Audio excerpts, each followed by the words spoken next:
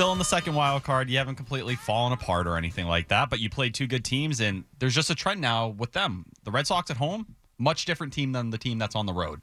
27-34 when they're traveling, and I think that's a sign of a young team. 1-8 in extra innings when you're on the road. These are things that are going to kind of follow them, and when you're a wild card team, especially a second wild card team, guess what you're going to be doing? You're going to be playing on the road in the playoffs, so you better be ready to figure that out or have a solution. Is the discrepancy road and home a young team, or is it a team that doesn't operate as cleanly as they do at Fenway Park in terms of their operation? I have seen that recently with some of Maybe the they got better angles and squeeze into the forearms. It's easy to cheat at home. Yeah. To be fair, when they faced Scooball, that was in Detroit, and that's what they referenced. So, I don't know. Walker Buehler, 6 innings pitched, 4 earned runs. Was good in the middle, he said. Not great in the first inning, not great in his final inning. And then you had Alex Cora getting thrown out. It was a weird scene, by the way, too, because you get a balk off the top and then almost balked in the run after the initial balk.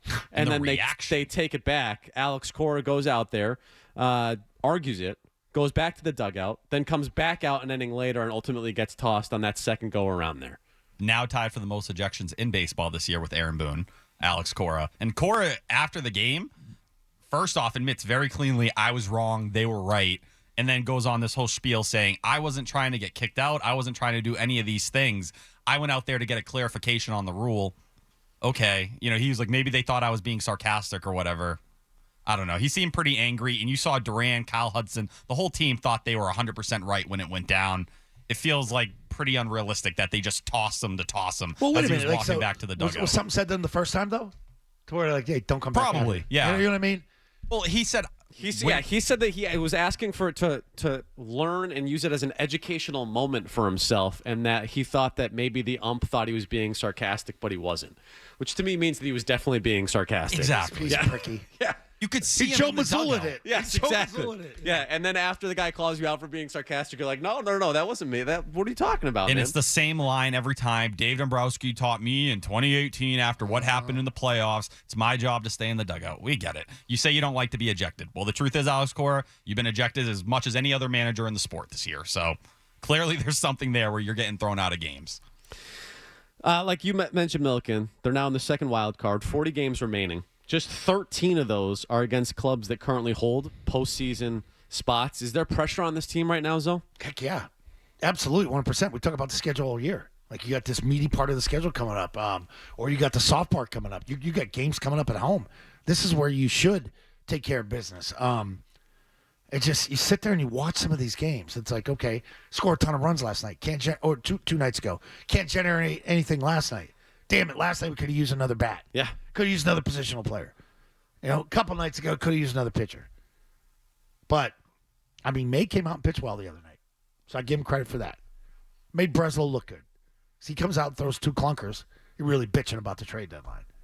So I think there's a ton of pressure on them. I got to be honest with you. Like, the expectation should be that they're a playoff team. We talked about sort of the second half collapses over the years with Alex Cora and this franchise. And to be totally honest with you, with the way that it's set up, what I just read to you, only 13 games left. You're in the second wild card right now. 13 games left with teams that currently have a playoff spot. That's a soft schedule to end the year. There's zero reason. And look, I know we talked about the workload and all that stuff. Yeah. From a talent perspective, you have enough talent on this roster, enough proven talent on this roster. The expectations going into the year, there should not be a second half collapse like we have seen over the last few years. And if there is, there does need to be a change in sort of the operation that's going forward. I'm sorry. Let me ask you a question real quick. Take the production out of it and the way you view the player. Are they a better team without Devers? Feels like they came together a little bit right after it. Yes. Yeah. How sustainable is that? And I'm not talking about the production of Devers, but at some point you got to go out and get some thumpers, man. Yeah, no, I agree with that. It feels like they're a bat off. short for sure in terms of being a legit contender. But I still think I'm not saying Devers would have made it better. Yeah, but I think they proved they could win games without this guy. I just look at it and I think what went right for them in June, in July, because everyone wants to forget there was a 6-game losing streak right after you got rid of Rafael Devers. The power of friendship didn't just snap and all of a sudden we're a good baseball team. The argument you can make there is, they found a way to get Roman Anthony in the lineup. And guess what? Roman Anthony has been arguably the best player on the team and one of the best players in the sport. By the way, is that can I just stop right there? Because I've heard that argument, by the way, too, in that like getting rid of Devers allowed you now to play That's Roman your Anthony. own problem. You did that to yourself. That's what I was just going to say. That like that. I'm sorry. Having another awesome bat in your lineup should not prevent you from having another awesome bat in your lineup. You should be able to figure that out and have both of those guys in your lineup at the same time. Yeah, using that as an excuse to ship Devers out for nothing. And saying that now we have Roman, like, look at what we wouldn't have Roman Anthony in the lineup if Rafael Devers was still here is crazy to me. That's a crazy argument to make. Especially with Devers having a really good month of August and playing a good first base over there, and you have Abraham Toro at first base, who at this point has been a bottom 10 hitter in the sport for 2 months. Romy Gonzalez starting against a righty last night. That to me tells you, I think we're getting close to the end of the Abraham Toro experience, and you really just don't have great options at first and second right now, unless you're forcing Ceddanne Rafaela into the lineup. But I think last night, like what Walker Buehler did, and I think some people were almost hoping he got just hit around to the point where you could just boot him out of the rotation. Everything under the hood looks awful. But over his last 7 starts now, he has a 3.69 ERA. The FIP's 5.60, and that's what you should pay attention to. But Kyle Harrison down at AAA, that's the name a lot of people kind of want to jump to because he was the biggest name you got back for Rafael Devers.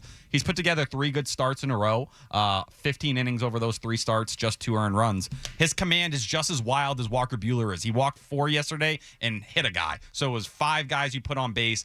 Only 1 hit given up. You were missing bats, but he's not some major solution for them either. So that's a little awkward bringing Christian Campbell in. I know the numbers look really good surface-wise. Underneath, they're not that good. They're very average. He isn't hitting the ball like he was a year ago. So neither of those 2 guys scream a major, boost to what you're doing, and that only makes you look back at the trade deadline and question it. We have a lot of under-the-hood issues here for the Boston Red Sox, so It's time for an oil change. bunch of lemons. Yeah. A couple new belts. Fix stuff up. Catalytic converter. Even last night, like Rob Ressnider hitting at the end of that game, that's because you're carrying 3 catchers. It's because you don't have a good lefty option off the bench right now. Nick is in Providence, wants to talk Sox. What do you got, Nick? Yeah, so this team annoys me. They're a one-trick pony. They play well when they face mediocre pitching at Fenway Park. And to be honest, throughout the league, everyone sucks on the road. I was looking at the home road splits.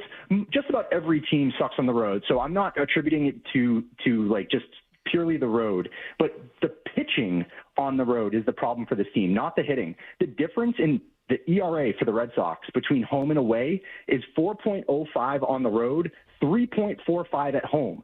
They've pitched 30 fewer innings on the road than at home, but 20 more home runs allowed on the road. The road pitching is a problem. You need to have guys with balls. That's why they should have got someone with like Joe Ryan who can help Garrett Crochet stabilize this rotation.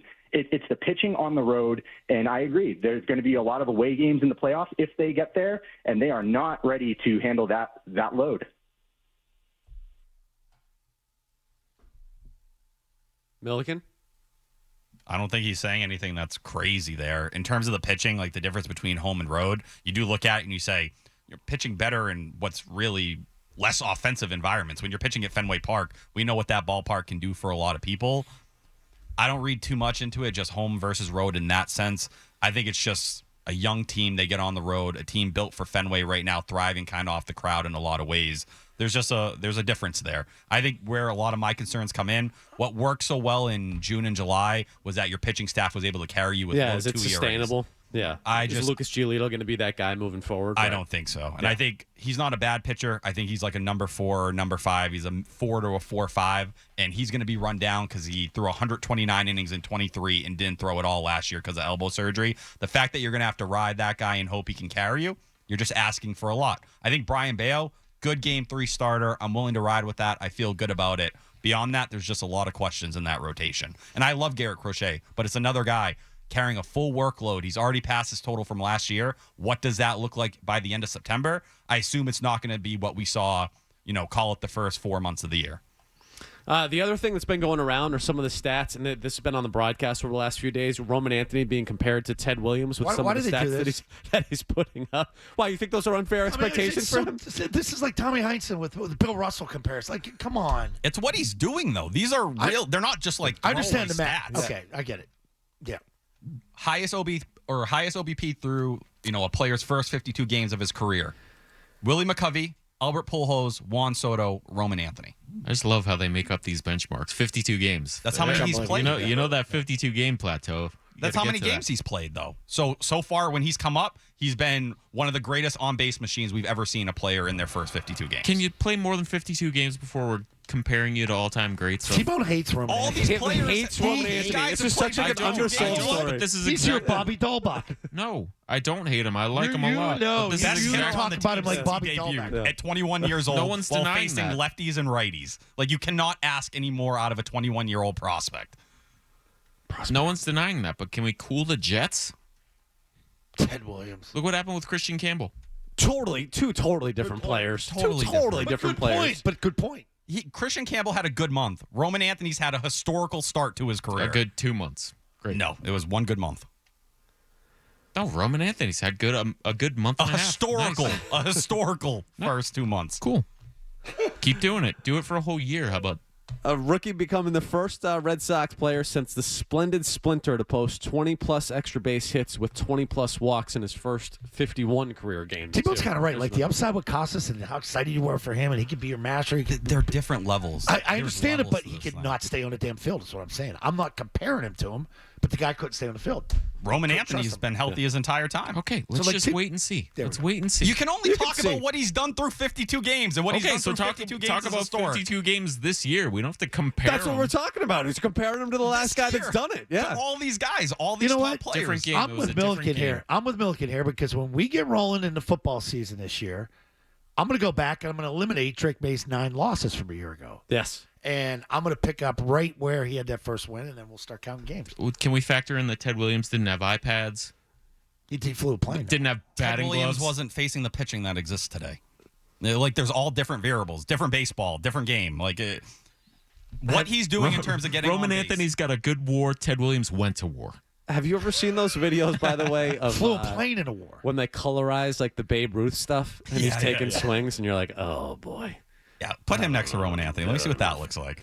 Milliken hates Ted Williams, and T-Bone hates Roman And Anthony. I don't big fan hate, of Ted I Williams. don't No, hate- Milliken hates Jim Rice. We confirmed that Yeah. the other day. My dad went to Out- Ted Williams' camp. Big deal. I don't hate Roman Anthony. I like him a lot. All right. I don't want. You just don't believe in him as a player. That's Right. all. What has he That's done? not- Correct. That's not What has he true. done? He's done a lot, but he's done it for 52 games. Let's cool the Jets, is all I'm saying.